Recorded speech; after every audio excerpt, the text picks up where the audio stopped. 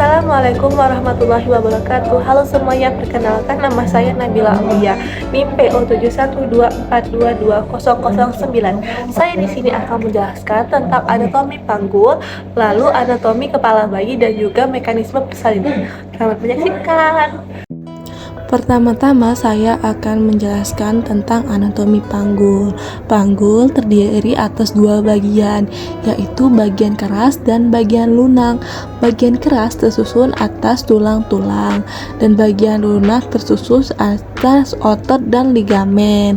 Nah, tulang panggul ini terdiri atas 4 buah tulang, yaitu 2 buah tulang pangkal paha os coccygeae, 1 buah tulang kelangka yaitu os sacrum, lalu 1 buah tulang tungging yaitu os coccygeus. Tulang pangkal paha terdiri dari 3 bagian tulang, yaitu 1 tulang usus atau os ilium, lalu tulang duduk atau os ischium, lalu 1 buah tulang kemaluan yaitu os pubis.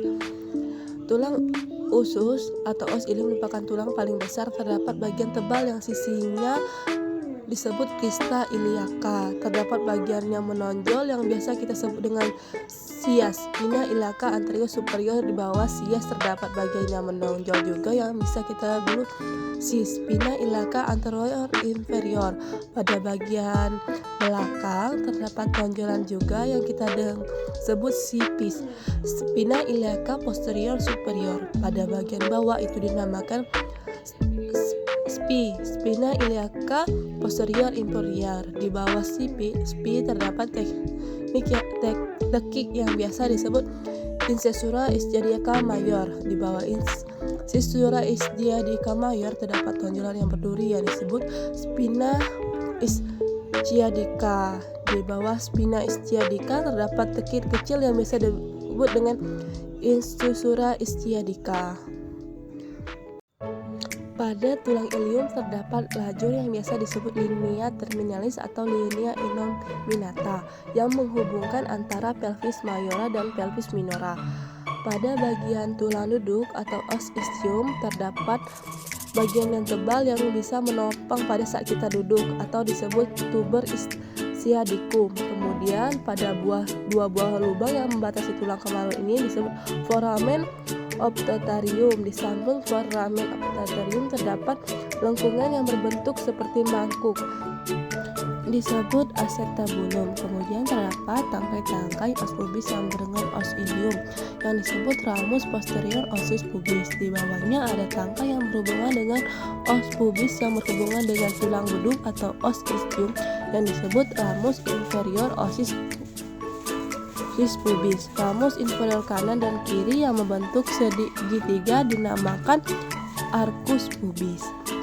Kemudian kerangka ini berbentuk seperti segitiga terbalik, memiliki ruas di setiap ruasnya memiliki lubang-lubang yang dinamakan foramen sacralis anterior yang dilalui oleh saraf-saraf membentuk plexus sacralis. Pada bagian belakang terdapat cuat-cuat berduri disebut triskatalis. Tulang tungging berbentuk segitiga terdiri atas 3-4 ruas pada tulang. Pada persalinan tulang tungging dapat ditolak ke belakang untuk memperluas jalan lahir. Sekian video anatomi dari saya. Selanjutnya saya akan menjelaskan tentang anatomi kepala janin.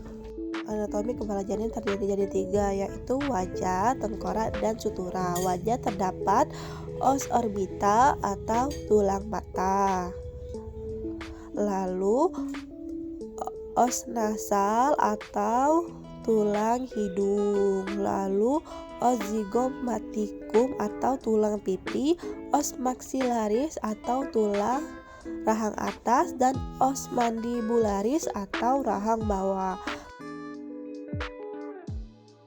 Selanjutnya bagian tengkorak. Dari tulang tengkorak sendiri terdapat 7 buah tulang, yaitu 2 buah tulang dahi atau os frontalis, lalu 2 buah tulang ubur-ubur atau os parietalis. Dari tulang ubur-ubur di tulang kepala belakangnya terdapat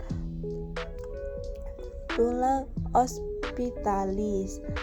Nah, dari tulang belakang tersebut terdapat juga dua buah tulang. Nah, dua buah tulang tersebut disebut dengan osteopalis yang terdapat pada bagian kanan dan bagian kiri, yaitu tulang atau disebut juga dengan tulang pelipis. Nah, kemudian dari tulang tengkorak terdapat juga bagian sutura, dibagi menjadi 4 bagian, yaitu sutura frontalis, yaitu sutura yang menghubungkan antara os frontalis kanan dan kiri. Kemudian dari sutura frontalis ini ada juga sutura sagittalis, yaitu sutura yang menghubungkan antara ospitalis kanan dan kiri. Kemudian ada sutura koronaria, yaitu sutura yang menghubungkan antara os frontalis dan juga os parietalis.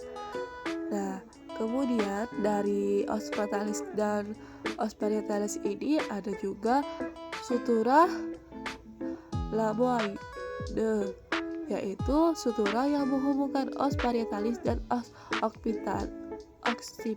Kemudian itulah 4 bagian sutura. Nah, kemudian di anatomi kepala janin juga ada ubun-ubun. Ubun-ubun ini terbagi menjadi 2, yaitu ubun-ubun mayor dan ubun-ubun minor. Nah, ubun-ubun mayor ini berbentuk segi 4. Nah, seperti di video segi 4 panjang, sedangkan ubun-ubun minor berbentuk segi 3. Untuk ukuran kepala janin itu ada 3, yaitu muka ke belakang, lalu melintang dan juga melingkar. Nah, untuk muka belakang itu ada suboccipitobregmatica dengan panjang 9 cm. Nah, yaitu yang kedua yaitu suboccipital frontalis, yaitu 11 cm. Nah, lebar kemudian frontoccipitalis 12 cm dan mentooccipitalis itu frontoccipitalis 12 cm. Lalu ada juga mentooccipitalis dari dagu, yaitu 13,5 cm. Ada lagi selanjutnya ada submentobregmatica, bawah dagu ke bregmatica, yaitu 9,5 cm. Nah,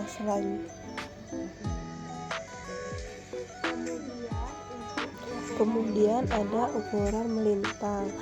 Nah, untuk ukuran melingkar hanya ada 2. Yang pertama yaitu bitemporalis, dari temporalis kiri ke temporal kanan dengan panjang 8 cm. Dan yang kedua ada biparietalis, dari parietal kiri ke kanan dengan panjang 9 cm. Nah, untuk ukuran terakhir adalah ukuran melingkar. Ukuran melingkar itu ada 3, yaitu circumferentia suboccipitobregmatica, dari occiput ke bregmatica. Nah, panjangnya ini 32 cm. Seperti itu, ukurannya 32 cm.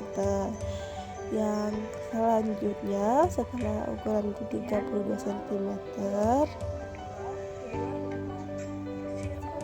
lalu ada juga circumferentia fronta occipitalis, dari fronta tulang dahi ke occipital,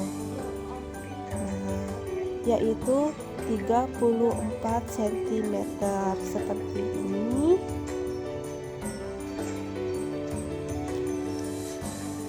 Kemudian yang terakhir yaitu ada circumferentia mento-occipitalis, yaitu dari dagu ke occipitalis.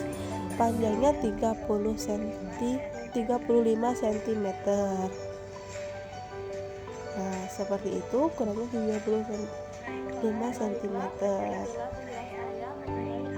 Nah, mungkin itu saja penjelasan saya mengenai anatomi dan ukuran kepala janin.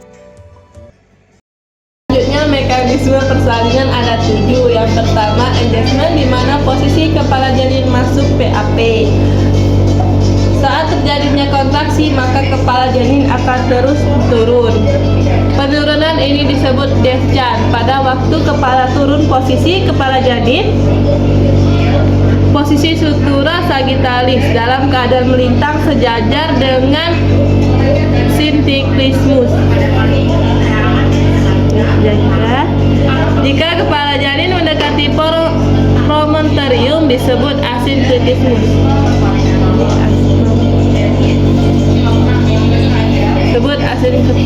Jika kepala janin mendekati simfisis, ini disebut dengan asynclitismus posterior. Selanjutnya adalah fleksi. Ketika kepala janin telah mendekati HOT3 atau spina ischiadica fleksi, yaitu dagu mendekati dada janin dan adanya kontraksi, maka kepala akan terus turun.